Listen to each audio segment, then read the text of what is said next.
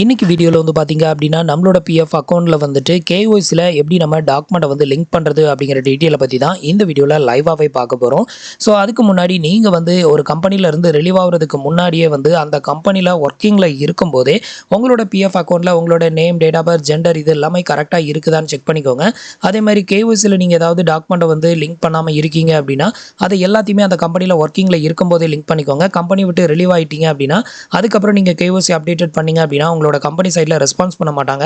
So அதனால் முடிஞ்ச வரைக்கும் வந்து பார்த்தீங்க அப்படின்னா உங்கள் கம்பெனியில் நீங்கள் ஒர்க் பண்ணிட்டு இருக்கும்போதே உங்களோட பிஎஃப் அக்கௌண்ட்டில் என்னென்ன ஒர்க் பண்ணணுமோ அது எல்லாத்தையுமே ரெடி பண்ணி வச்சுக்கோங்க. இது என்னென்ன பண்ணணும் அப்படிங்கிறதுக்கு நம்ம சேனலை ஃபுல்லாகவே ஃபாலோ பண்ணிக்கோங்க. கண்டிப்பாக நீங்கள் வந்து தெரிஞ்சுக்க வேண்டிய எல்லா டீட்டெயிலுமே நம்மளோட சேனலில் இருக்கும். ஸோ இப்போ வந்து பார்த்தீங்க அப்படின்னா என்னோட ஃப்ரெண்டு ஒருத்தருக்கு வந்து கேஒய்சி வந்து அப்டேட் பண்ண போகிறேன். ஸோ அவருக்கு வந்து எப்படி நம்ம கேஒய்சி அப்டேட் பண்ணலாம், என்னென்ன டாக்குமெண்ட்லாம் அப்டேட் பண்ண போகிறேன், இதை பற்றின டீட்டெயில் வந்து பார்க்கலாம்.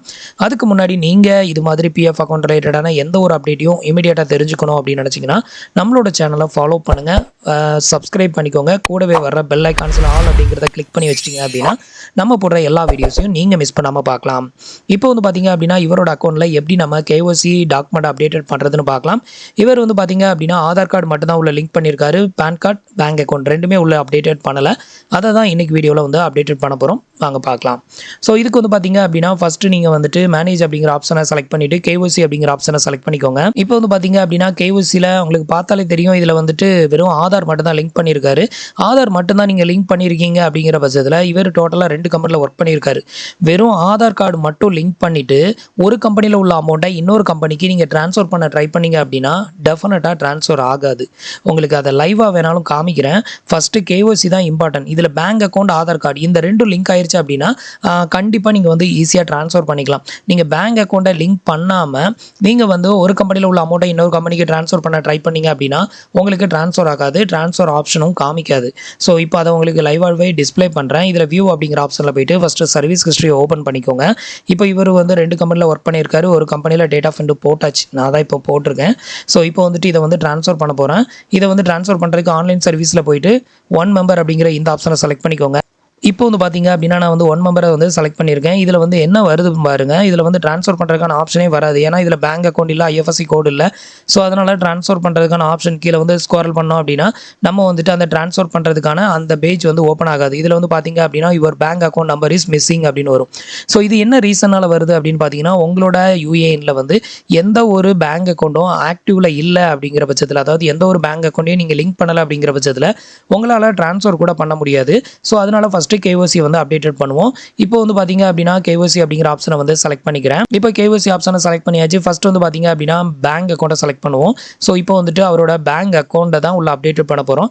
உங்களோட பேங்க்ல வந்து உங்களோட நேம் இந்த யூஏஎன்ல இருக்கிற மாதிரி இருக்கணும். அப்படி இருந்தால் தான் ஈஸியாக உள்ள வந்து லிங்க் ஆகும், இல்லைனா லிங்க் ஆகாது. இப்போ வந்து பார்த்தீங்க அப்படின்னா உங்களோட பேங்க் அக்கௌண்ட் நம்பரை இந்த இடத்துல என்ட்ரு பண்ணிக்கோங்க. அதே பேங்க் அக்கௌண்ட்டை இதில் வந்து ரீஎன்ட்ரு பண்ணிவிட்டு பேங்கோட ஐஎஃப்எஸ்சி கோடை என்ட்ரு பண்ணிக்கோங்க. இப்போ வந்து பார்த்தீங்க அப்படின்னா ஐஎஃப்எஸ்சி கோடை வந்து ஃபில் பண்ணிட்டேன். இப்போ வெரிஃபை ஐஎஃப்எஸ்சி அப்படிங்கிற ஆப்ஷனை செலக்ட் பண்ணிக்கோங்க. இப்போ வந்து பார்த்தீங்கன்னா ஐஎஃப்எஸ்சி வெரிஃபைடுன்னு வந்துருச்சு, ஓகே பண்ணிக்கோங்க. இப்போ இந்தியன் ஓவர்சீஸ் பேங்க் அப்படிங்கிறது விழுந்துருச்சு. அப்புறம் அதோட பிரான்ச் நேம் இது எல்லாத்தையுமே வந்து ஒருக்க செக் பண்ணிக்கோங்க. இப்போ அப்படியே கீழே வந்து ஸ்க்ரோல் பண்ணிவிட்டு கீழே வந்து பார்த்தீங்கன்னா ஒரு டிக் பாக்ஸ் ஒன்று கொடுத்துருப்பாங்க. அதை வந்து டிக் பண்ணி விட்டுட்டு சேவ் அப்படிங்கிற ஆப்ஷனை வந்து செலக்ட் பண்ணிக்கோங்க. இப்போ வந்து பார்த்தீங்க அப்படின்னா உங்களோட ஆதார் நம்பருக்கு வந்துட்டு ஆதார் எந்த மொபைல் நம்பரோட லிங்காக இருக்குதோ அந்த மொபைல் நம்பருக்கு ஒரு 1 டைம் பாஸ்வேர்டு வந்து சென்ட் பண்ணுவாங்க. அதை வந்து என்ட்ரு பண்ணி சப்மிட் கொடுத்துருங்க. இப்போ ஓடிபி என்ட்ரு பண்ணியாச்சு. இப்போ வந்து சப்மிட் கொடுக்குறேன். இப்போ வந்து பார்த்தீங்க அப்படின்னா bank account number verify is under process அப்படின்னு வந்துருச்சு. நமக்கு பேங்க் அக்கௌண்ட்டுக்கு லிங்க் பண்ணுறதுக்கான அந்த ரிக்வஸ்ட் வந்து சப்மிட்டட் ஆயிருச்சு.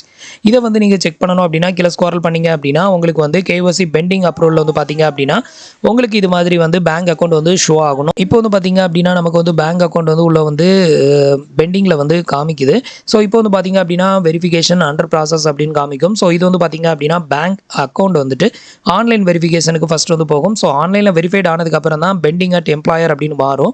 ஸோ பெண்டிங் அட் எம்ப்ளாயர் அப்படின்னு வந்ததுக்கு அப்புறம் தான் வந்து பார்த்தீங்க அப்படின்னா நீங்கள் உங்களோட எம்ப்ளாயர்கிட்ட போயிட்டு இன்ஃபார்ம் பண்ணணும், இந்த மாதிரி ரிக்வஸ்ட் கொடுத்துருக்கேன், அப்ரூவல் கொடுங்க அப்படின்னு சொல்லிட்டு. ஸோ இந்த மாதிரி வெரிஃபிகேஷன் அண்டர் ப்ராசஸில் இருக்கும்போது அவங்ககிட்ட போய் இன்ஃபார்ம் பண்ணாதீங்க, இந்த ரிக்வஸ்ட் வந்து அவங்களுக்கு சப்மிட்டட் ஆகாது. ஸோ இப்போதைக்கு வந்து பார்த்தீங்க அப்படின்னா வெரிஃபிகேஷன் அண்டர் ப்ராசஸில் இருக்குது.